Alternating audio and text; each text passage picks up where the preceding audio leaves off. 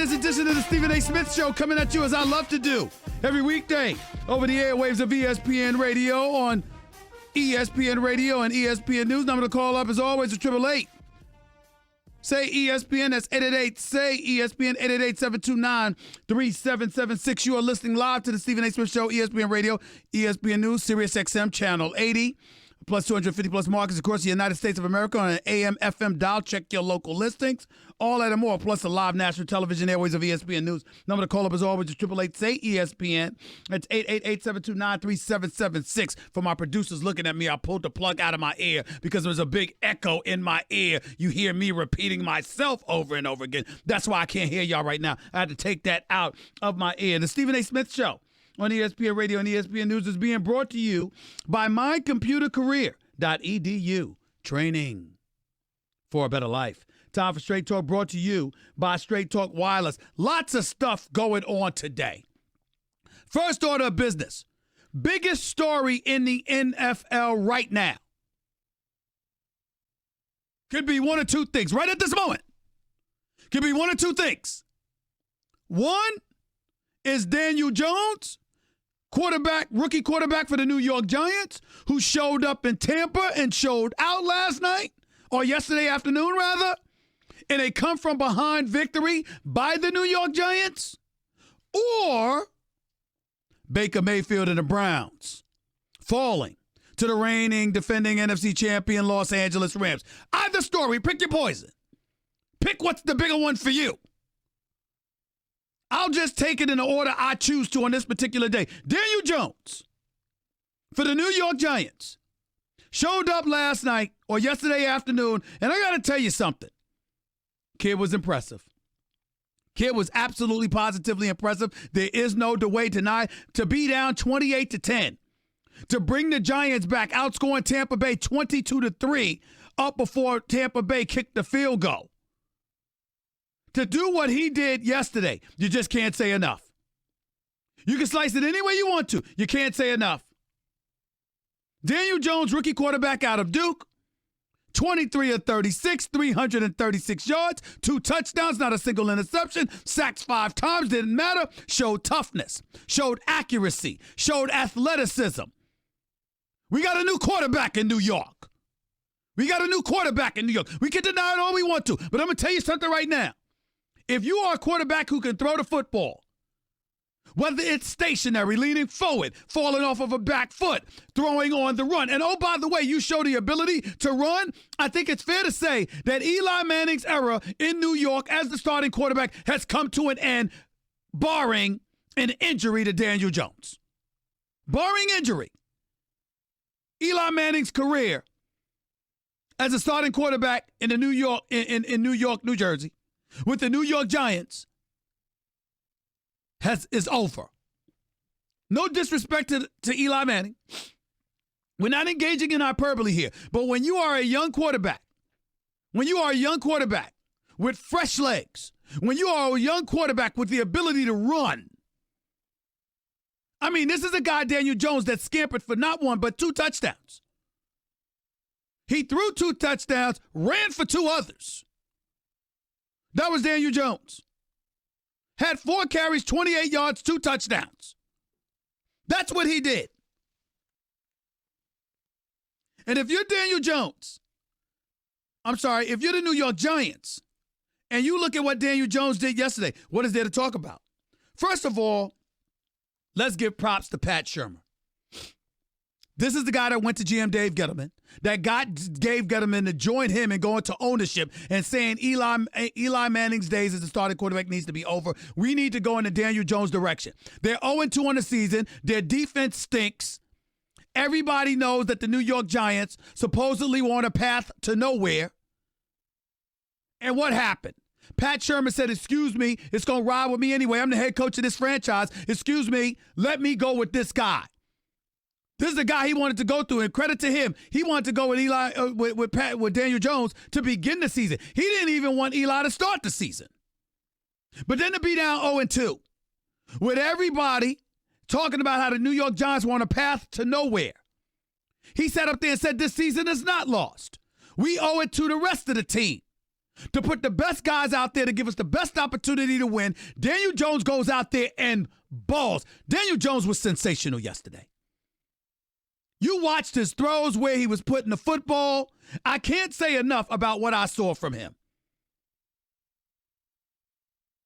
Sterling Shepard only had 2 receptions. I'm sorry, 7 receptions for 100 yards. Ingram, with that pass over the middle, and he scampered down the left sideline, showing speed that are usually reserved for wide receivers. This tight end for the New York Giants showed up, showed out. 6 receptions, 113 yards. Sterling Shepard, Odell Beckham, who? 7 receptions for 100 yards. He showed up. Darius Slayton showed up. He played well. And this is with Saquon Barkley going down with the high ankle sprain. So now we have to recognize this fact. And it's really simple. It's not complicated. The fact that Daniel Jones is a threat to move the chains with his feet, let alone his arm, automatically qualifies the New York Giants to never turn backwards towards Eli Manning again. My man Ryan Clark, NFL analyst extraordinaire for the family, pointed out something I thought very, very accurately. Nobody's saying he's better than Eli Manning yet. But I got news for you. What you saw from Daniel Jones yesterday, you've never seen from Eli Manning in his career. Eli Manning's never been able to move like that. Daniel Jones made those throws, but the real key was his ability, like the game-winning touchdown. Drops back the pass, Tampa defenders turn their back, he runs right up the middle, which, by the way, is inexcusable on the part of Tampa's defense, by the way. Because Daniel Jones had ran for a touchdown earlier in the game. You already saw what he could do. Why the hell are you turning your back? Why would you do that? What would you do that for? The man ran for a 7-yard touchdown that pulled the game within 12-10. Why would you turn your back on him when he's already shown you he can run with the football? Why would you do that? But that's what Tampa's defense did. That's what Todd Bowles' defense did.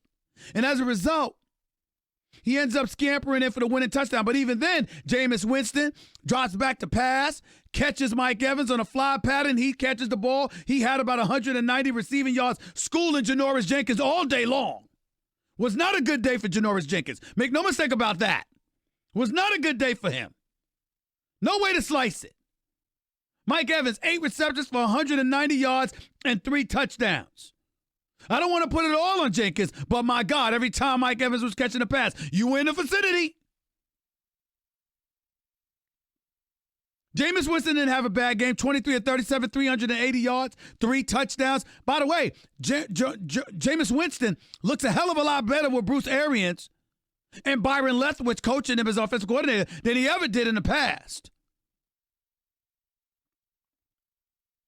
But Daniel Jones ended up stealing the day and got it done because obviously of a botched field goal at the end of the game for the Giants to seal a come from behind win. In the end, what we're talking about here is this. Daniel Jones looks pretty damn good because we've seen Eli make those throws before in his career. What we have never seen Eli do is run with the football the way Daniel Jones did yesterday. And the fact that you have a quarterback who's got size, arm strength, okay, and when I say size, I'm talking height, to see over opposing defensive linemen and what have you, for him to have the ability to fling the throws, to make the NFL throws that he's required to make, plus have the wheels on him to move the chains with his feet, there's nothing to talk about with Eli Manning anymore. It's over. We respect him, 2-time Super Bowl champion, 2-time Super Bowl MVP. Likely will be going to the Hall of Fame one day, not because he deserves to be in the same room as the Tom Brady's would be, Peyton Manning, his brother, and others, but because when you got 2 Super Bowl championships and there's a Joe Namath in the Hall of Fame, I'll be damned if Eli Manning doesn't deserve to be in the Hall of Fame. But that's neither here nor there. That's a subject for another day. Daniel Jones stole the show yesterday. And now the Giants are 1-2. They're 2 games behind the Dallas Cowboys in the NFC East. They'll likely be a game ahead of the Washington Redskins in the NFC East after they were expected to lose tonight to Chicago, assuming that happens because Case Keenum has been playing. He's completed 69% of his passes. He's thrown 5 touchdowns, hasn't thrown a single interception on the year. Let's give him credit where credit is due. He's not the problem with Washington's offense. Their running game is. He's not the problem with coaching. That's Jay Gruden. But I will say this. There are a lot of people that are sitting up here today. My partner in crime on First Take, Max Kellerman, apologizing to Dave Gettleman, the general manager for the New York Giants. I ain't giving Gettleman no damn apology. Props to Gettleman and Shermer for picking their guy, Daniel Jones. All of that is true. I would remind everybody what the critique was when the NFL draft took place in Nashville a few months ago. If y'all recall, it was not that Daniel Jones could not play. It was not that he was some scrub or something like that. That was not the issue. The issue with the New York Giants picking Daniel Jones was that they passed on Dwayne Haskins out of Ohio State, who threw 50 touchdowns in one season for the Ohio State last year. That was the issue. And because Case Keenum's playing so well, we haven't gotten an opportunity to see Haskins yet in the nation's capital. To me, Gettleman and Shermer are only out of the woods with Daniel Jones if Haskins proves to be worse than Daniel Jones. If Haskins is better, you're still going to have people saying, what the hell you passed up on Haskins for? But we haven't been able to see him yet because Case Keenum's been throwing the football in the nation's capital, and the rest of us, as a result, have been forced to have to deal with that. But Daniel Jones deserves a whole lot of credit on this day. Congratulations to him. He was special yesterday. I think he's shown tremendous promise. I love the fact that he's in there instead of Eli. I had no problem with Shermer going with the change this early because guess what? Eli, it wasn't his fault that they were losing games. He just wasn't somebody that was going to enable you to win games. If Eli Manning was the quarterback yesterday, the Giants are not coming back from a 28-10 deficit. That's just the truth. That's just the truth. Daniel Jones breathed new life into the Giants' offense. As a result, their defense showed up and I thought played quite well in the second half. And they had a lot of energy. They were going after it. And I give them a lot of credit where credit is due. In the end, though, Daniel Jones stole the show. Congratulations to him. 888-SAY-ESPN. It's 888-729-3776. You are listening live to the Stephen A. Smith Show, ESPN Radio, ESPN News. Now let's get to the Los Angeles Rams versus the Cleveland Browns yesterday. Cleveland's up 6-3 at half.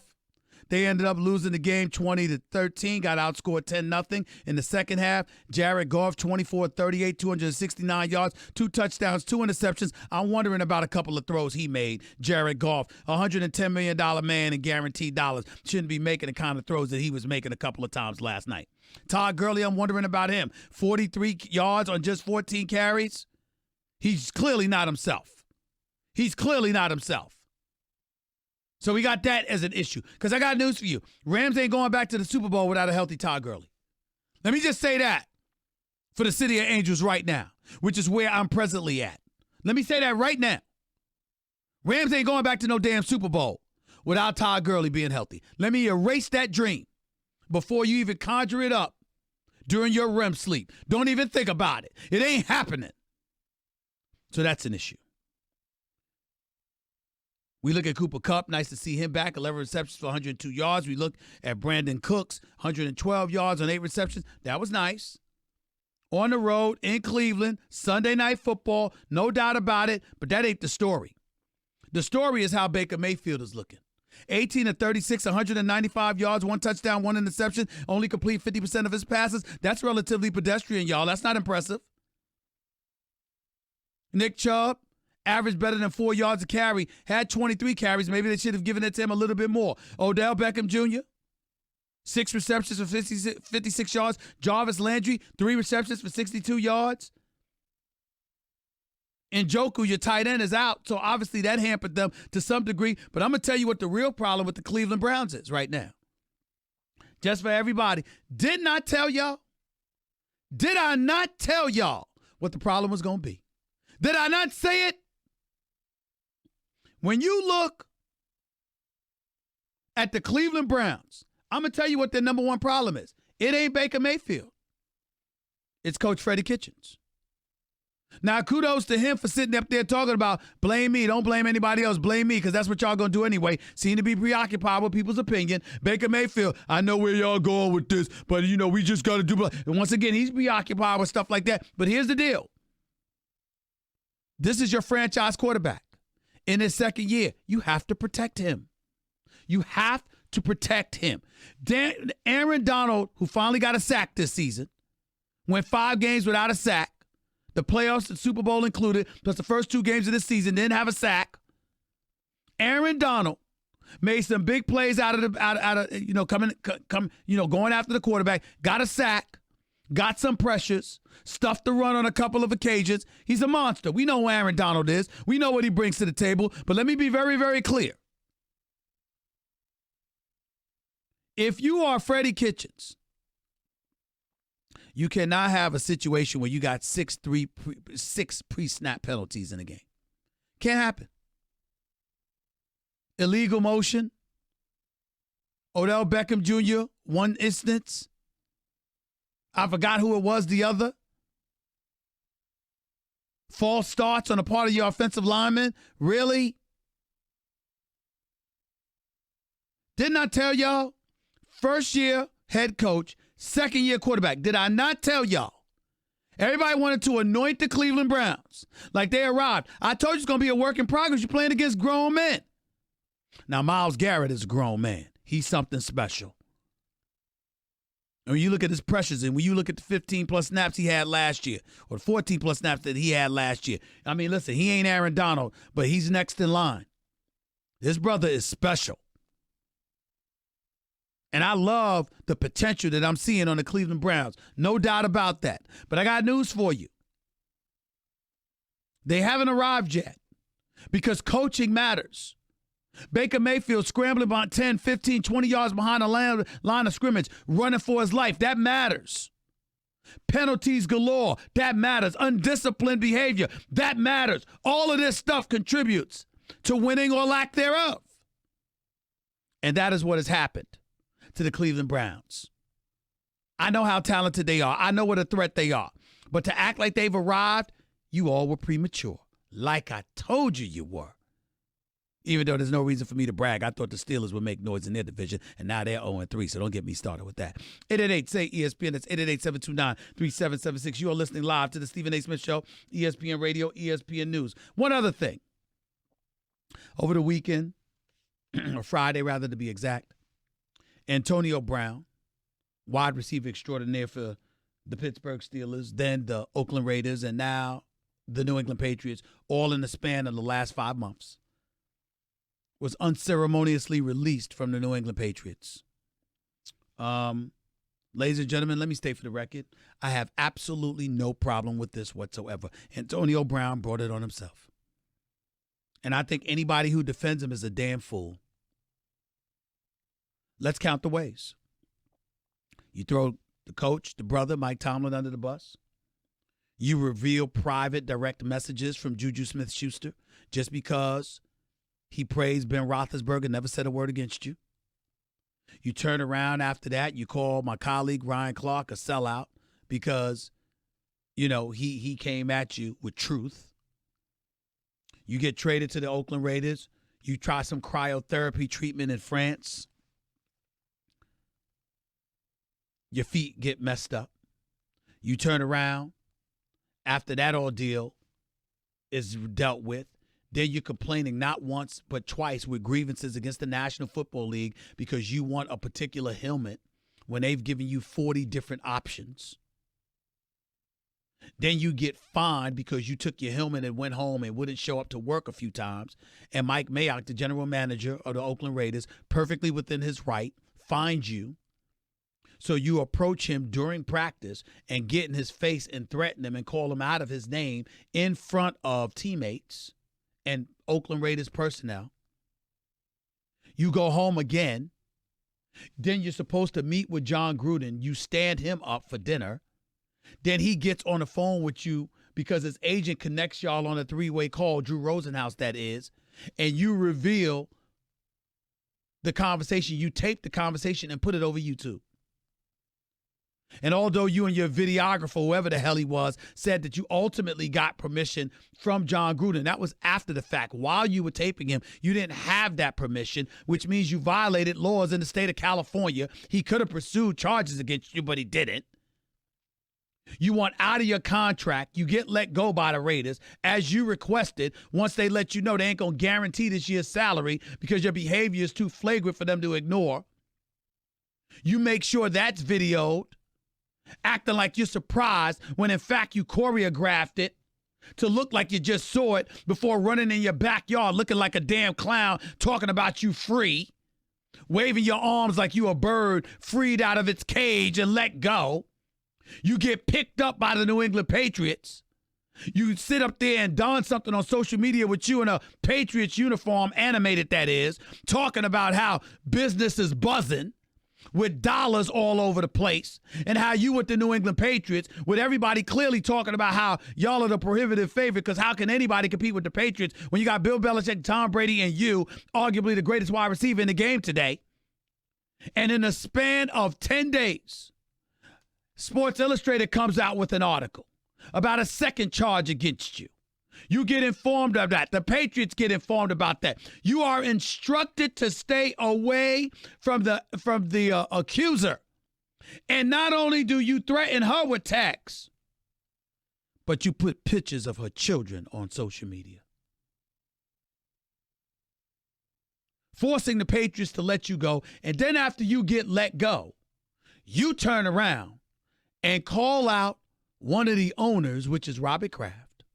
Call out Big Ben Roethlisberger from his days in Philadelphia when he got charged with the crime, even though it really, that he got accused of it, but he was never arrested, never charged, never indicted, but still served a 4-game suspension. And you call out Shannon Sharpe. Now, let me state for the record, ladies and gentlemen, Shannon Sharpe is for the other network. He works for Fox. But this notion that because you work for another network, that you don't garner my respect, I don't know what world y'all living in. I got love for Shannon Sharpe. We ain't friends. We don't hang out, nothing like that. We're very cordial and cool with one another. When we see each other, I think he's great. He used to fill in for me when I couldn't make First Take years ago, which is why he ended up with my man Skip on Fox. Skip is my brother. Shannon Sharpe and I are very cool. He didn't deserve that. He didn't deserve that. Period. Now, I don't give a damn that he's on another network. You damn right I'm going to come to his defense. He did not deserve that. But these are all the things that Antonio Brown has done. Just in case there are those of you out there wondering why he don't have a job. And why chances are he ain't going to get a damn job anytime soon unless he commits to changing his ways. 888-SAY-ESPN. That's 888-729-3776. You are listening live to the Stephen A. Smith Show, ESPN Radio, ESPN News. Back with your calls and more, and then some. Oh, I got a lot more to say. I'm hyped today, energizing my whole bit. And major props to my man, Jeff Brown, my buddy that lives out here in California. He got me trying this new breakfast. Got me feeling all energized and everything. Thanks a lot, bro. One love, baby. One love. 888-SAY-ESPN. That's 888-729-3776. You're listening live to Stephen A. ESPN Radio, ESPN News. By the way, when it comes to hiring, you don't have time to waste. You need to get to your short list of qualified candidates fast. That's why you need Indeed.com. Post a job in minutes, set up screening questions based on your job requirements, then zero in on qualified candidates using an intuitive online dashboard. Discover why more than 3 million businesses use Indeed for hiring. Post a job today at Indeed.com/hire. That's Indeed.com/hire.